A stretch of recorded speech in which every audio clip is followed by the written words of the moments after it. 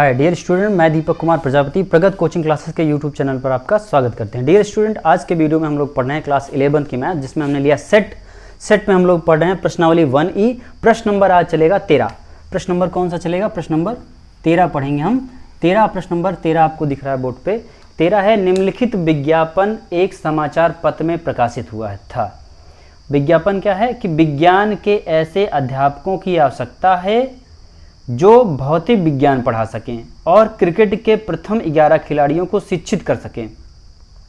इस महीने की 30 तारीख से पहले प्रधानाचार्य को प्रार्थना पत्र भेज दें। सभी आवश्यकताओं की पूर्ति करने वाले अध्यापकों को छायित करो। देखिए, इसमें ना एक तो विज्ञान के अध्यापक होंगे। पहले तो आप क्या लिखेंगे? माना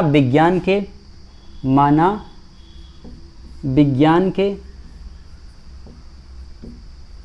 अध्यापकों का समष्टि समुच्चय। माना विज्ञान के अध्यापकों का समष्टि समुच्चय बनेगा। समष्टि समुच्चय कितना है भैया? U मानेंगे। क्यों? क्योंकि विज्ञान का जो टीचर होगा वह आपका क्या पढ़ा रहा है? भौतिक विज्ञान भी पढ़ाएगा। जो भौतिक विज्ञान का अध्यापक होगा वो आपको विज्ञान के अध्यापक में, देखिए, भौतिक विज्ञान और आपको वो क्रिकेट मैच दोनों सिखाने वाला ही जो होगा वो क्या कहलाएगा? वो यू कहलाएगा, समष्टि समुच्चय में आएगा। क्योंकि उसके पास दो गुण होंगे, एक तो भौतिक विज्ञान भी पढ़ाएगा और दूसरा क्रिकेट मैच भी आपको खेलना सिखाएगा। ठीक ना? इसमें इंटरसेक्शन की बात हो रही है। ठीक, एक को हमने मान लिया, आपने समष्टि समुच्चय यू हो गया। अब इसके बाद क्या लिखेंगे? पढ़ाने वाले अध्यापकों का समुच्चय। अध्यापकों का समुच्चय इक्वल टू ए, तथा क्रिकेट मैच। दूसरा कौन सा है? तथा क्रिकेट मैच, क्रिकेट के खिलाड़ियों को प्रशिक्षित करने वाले अध्यापकों की संख्या, तथा क्रिकेट के खिलाड़ियों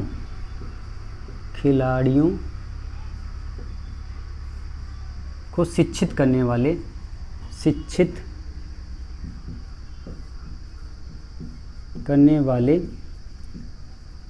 अध्यापकों का समुच्चय कितना है बेटा? समुच्चय बराबर बी है। उन शिक्षित खिलाड़ियों, जो क्रिकेट वाले अध्यापक हैं जो बच्चों को प्रशिक्षित करेंगे, उनकी संख्या कितनी है? बी है। और भौतिक विज्ञान का कितना है? ए है। ठीक, तो क्या करेंगे आप? इसे वेन आरेख द्वारा समझाएंगे। अतः वेन आरेख क्या होगा इसका? वेन आरेख में आप कहेंगे, बनाएंगे चित्र, इसमें यू दिखाएंगे, यूनिवर्सल सेट। ठीक, इसमें एक होगा भौतिक विज्ञान का, भौतिक विज्ञान के लिए ए यूज किए हैं और क्रिकेट के लिए बी यूज़ किए हैं। दोनों, जो ऐसा अध्यापक जिसके पास दोनों गुण हों कि वो भौतिक विज्ञान भी पढ़ा सके और आपको क्रिकेट मैच भी सिखा सके, तो वो उस अध्यापक के अंदर दो गुण होंगे, अर्थात दो गुणों का इंटरसेक्शन होगा। तो छायांकन भाग किसका होगा? इस इंटरसेक्शन का। तो क्या कहलाएगा? ए इंटरसेक्शन बी। छायित भाग जो होगा, छायित भाग ए इंटरसेक्शन बी ही क्या कहलाएगा? कि ऐसे अध्यापक जो दोनों आवश्यकताओं की पूर्ति करते हैं, सभी आवश्यकताओं की पूर्ति करने वाले अध्यापकों का छायित भाग है ये। क्या कहलाएगा? ये ए इंटरसेक्शन बी जो होगा आपका, यही आपका कहलाएगी सभी आवश्यकता। कौन कौन सी? एक कोई अध्यापक होगा जिसके अंदर दोनों गुण होंगे, भौतिक विज्ञान भी पढ़ा देगा आपको और क्रिकेट मैच भी आपको खेलना सिखाएगा। तो इसका मतलब है दोनों गुण होंगे, अर्थात वहाँ इंटरसेक्शन निकाला जाएगा। ठीक, तो यहाँ ऐसे चित्र बनेगा। तो ये तो था प्रश्न नंबर 13 आपका, जिसका आंसर है 13। के बाद चलते हैं प्रश्न नंबर 14 पर। प्रश्न नंबर 14 है कि मान लीजिए, प्रश्न नंबर 14 है, मान लीजिए कि u इक्वल टू दिया है 1 2 3 4 5 6 7 8 9, comma a equal to 1 2 3 4, comma v equal to 2 4 6 8 और c इक्वल टू 3 4 5 6। तो निम्नलिखित को ज्ञात कीजिए। First option a dash, second b dash, third a union b का whole dash, fourth a union b का whole dash, fifth a dash का dash, sixth जो है छठा ऑप्शन बी माइनस सी का डैश। तो भैया चलिए सॉल्विंग देखते हैं इसकी। सोल्यूशन हम लोग हल करेंगे, सॉल्विंग करेंगे। तो लिखेंगे u इक्वल टू, माना u इक्वल टू 1 1 2 3 4 5 6 7 8 9। ये इसके अवयव हैं। u क्या है, एक समष्टि समुच्चय है जिसमें कितने एलिमेंट हैं, 9 एलिमेंट हैं। और a क्या है, a इक्वल टू दिया है आपको 1 2 3 4, और b इक्वल टू क्या दिया है आपको, b इक्वल टू दिया है 2 4 6 8, 2 4 6 8 दिया है। और c इक्वल टू दिया है 3 4 5 6, c इक्वल टू 3 4 5 6। तो भैया अब आपसे पूछेगा 3 4 5 6 और यहाँ पे इतना, ठीक। अब पहला ऑप्शन पूछ रहा है a डैश, a डैश का मतलब a का पूरक समुच्चय। जब भी किसी भी समुच्चय के ऊपर डैश लगा होगा उसका मतलब होता है कि इस समुच्चय का पूरक समुच्चय। तो हम क्या करेंगे, इसका a ढूंढेंगे। a आपका a है, इसमें 1 2 3 4 है, फिर हमको अपना यूनिवर्सल ढूंढेंगे, यूनिवर्सल ये है। तो जो इसमें गिनती है, इस गिनती को छोड़ करके बाकी जितनी गिनती होगी, जितने अवयव होंगे u में, उसको यहाँ पे उतार देंगे। तो यही इसका पूरक समुच्चय कहलाएगा। नाम से ही पता चला पूरक। तो 1 2 3 4 को छोड़िए तो 5 6 7 8 9, 7 8 9, ये हो जाएगा आपका a डैश। ये हो गया पहला ऑप्शन, ये फर्स्ट का आंसर, ठीक। चलते हैं दूसरे पर। दूसरा कौन सा है, b डैश है। Second option is b dash. b dash का मतलब क्या होगा, अच्छा आप इसको चाहें तो इस तरीके से समझ सकते हैं, u माइनस बी लिख सकते हैं। हमने आपको ट्रिक भी बताया था। u माइनस बी का मतलब u के वे अवयव जो b में ना हो, वही b डैश कहलाता है। u के यूनिवर्सल समुच्चय का वह अवयव जो b में ना हो वही b डैश कहलाता है। तो देखिए u के कौन सा अवयव b में नहीं है, ये b में नहीं है। तो देखिए 1 नहीं है, 2 है, 3 नहीं है, 4 है, 5 नहीं है, 6 है, 7 नहीं है, 8 है, फिर 9 नहीं है। ये आपका हो जाएगा b डैश। इसी तरीके से आगे बढ़ते हैं। दिया है a यूनियन c का dash. Third option is a union c का डैश। तो भैया a यूनियन c का डैश निकालने से पहले आप क्या निकालेंगे, a यूनियन c निकालिए। a यूनियन c करेंगे तो a 1 2 3 4 लिखेंगे, यूनियन लगाएंगे, c की वैल्यू लिखेंगे तो 3 4 5 6 लिखेंगे। फिर दोनों का समुच्चय करेंगे। समुच्चय का मतलब संग करेंगे। समुच्चय का मतलब यहाँ पे क्या कहेंगे, आप कह सकते हैं संग करेंगे, दोनों अवयवों को मिलाकर 1 1 2 3 4 5 6 हो जाएगा। अब इसका डैश करिए, a यूनियन c का डैश इक्वल टू क्या हो जाएगा।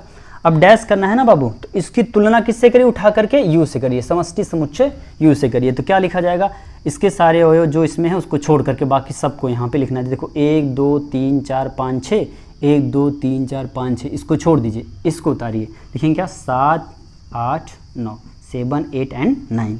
चलिए प्रश्न नंबर किस पे पहुँचते हैं, 1 2 एंड 3 हो गया। अब फोर्थ पे चलते हैं। फोर्थ ऑप्शन है a यूनियन b का whole dash. a union b का डैश। तो सबसे पहले क्या निकालेंगे आप, a यूनियन b निकालेंगे। क्या निकालेंगे, a यूनियन b निकालेंगे। a यूनियन b क्या होगा, a और b का संग, मिला हुआ भाग। तो क्या कहलाएगा यूनियन b का, देखो 1 लिखेंगे, फिर 2 लिखेंगे। कोई अच्छा एक बात और, ये कोई भी अवयव रिपीट करके नहीं लिखा जाएगा। कैसे, समुच्चय बॉक्स में कोई भी अवयव रिपीटेड नहीं होता, यह नियम भी है। जैसे यहाँ पे 2 है, दोनों में 2 2 है तो 2 बार नहीं लिखा जाएगा, 1 बार लिखा जाएगा, ठीक। फिर 3, फिर 4, फिर 6, फिर 8, ठीक। ये हो गया a यूनियन b। अब निकालेंगे a यूनियन b का डैश। a यूनियन b का dash equal to, a union b का डैश का मतलब होता है इसके जितने भी अवयव इसमें है, u में है, उसको छोड़ दीजिए, बाकी को लिख दीजिए। जैसे 1 है, 2 है, 3 है, 4 है, 5 नहीं है, 6 है, 7 नहीं है, 8 है, 9 नहीं है। तो क्या हो जाएगा, 5 7 और 9। a यूनियन b का डैश मिलेगा आपको 5 7 9। आगे बढ़ते हैं। इसके बाद कौन सा ऑप्शन है, पांचवा ऑप्शन है बेटा a डैश का डैश।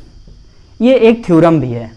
जब हम डैश का डैश करते हैं तो फिर से वही a मिल जाता है हमको। जैसे a डैश का डैश करें तो हमको क्या मिलेगा, a मिलेगा। देखिए a डैश हमने निकाला है, a डैश हमने कहाँ निकाला है, ये। तो पहले a डैश लिख लीजिए। a डैश लिखेंगे तो क्या मिलेगा हमको, 5 6 7 8 9 लिख लिया।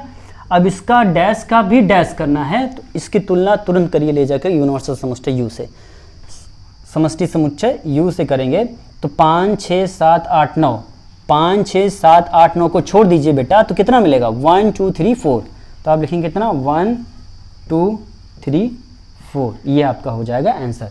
तो ये तो था पांचवा में क्या आंसर है 1 2 3 4। छठे पे चलते हैं, 6 ऑप्शन इज, 6 कह रहा है बेटा b माइनस सी का डैश, b माइनस सी का डैश।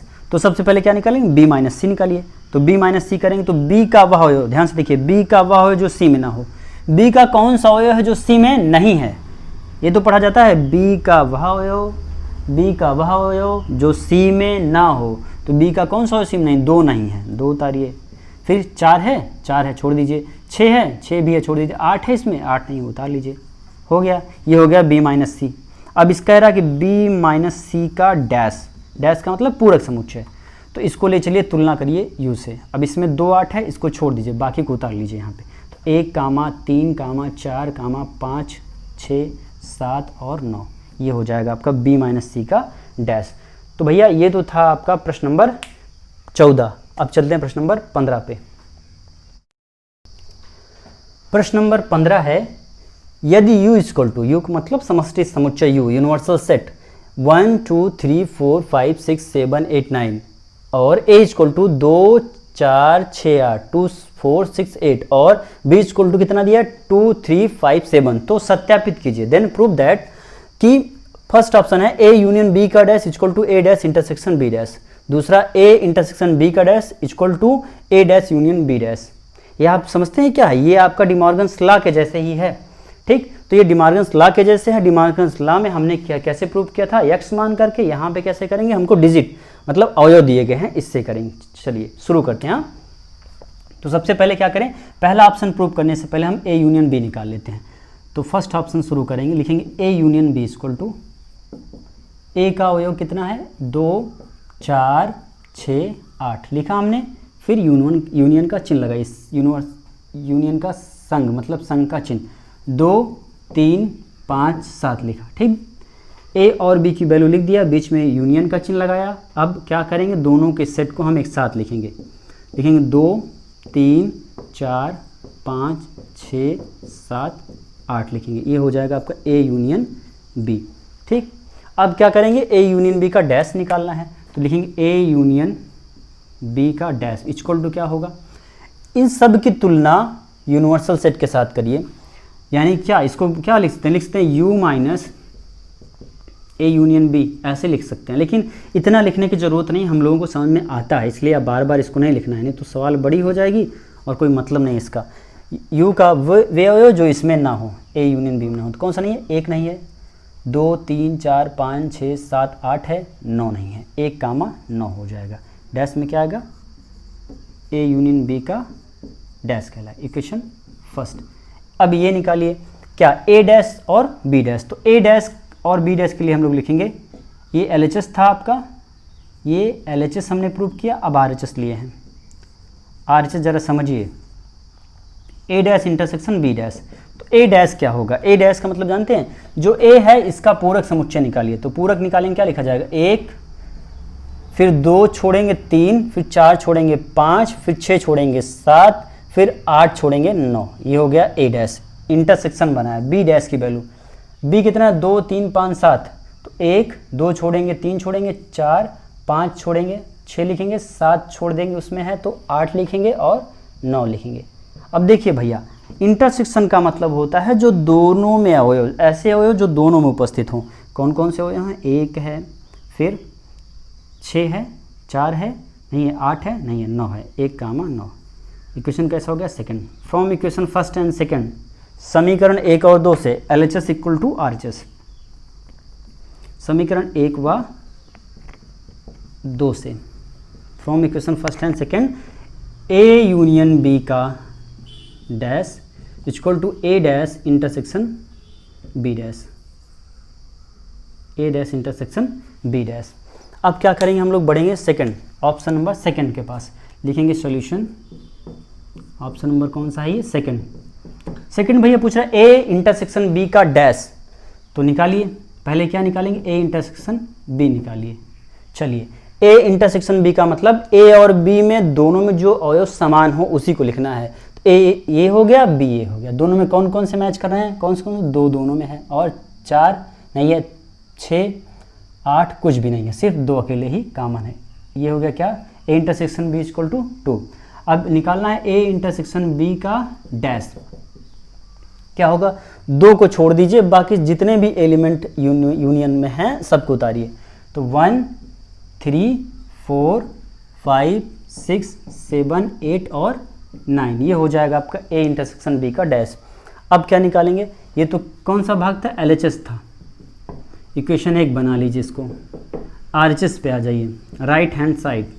राइट हैंड साइड ये आपका है ए डैश यूनियन बी डैश। क्या लिखेंगे भैया, ए डैश यूनियन बी डैश जब करेंगे तो ए डैश निकालिए। ए डैश हम लोग निकाल के आए, ये लिखे हैं। ए डैश कितना मिला था, 1 3 5 7 9, 1 3 5 7 9, यूनियन लगाइए। बी डैश लिखिए, बी डैश कितना मिला था हमको, ये बी डैश 1 4 6 8 9, 1 4 6 8 9।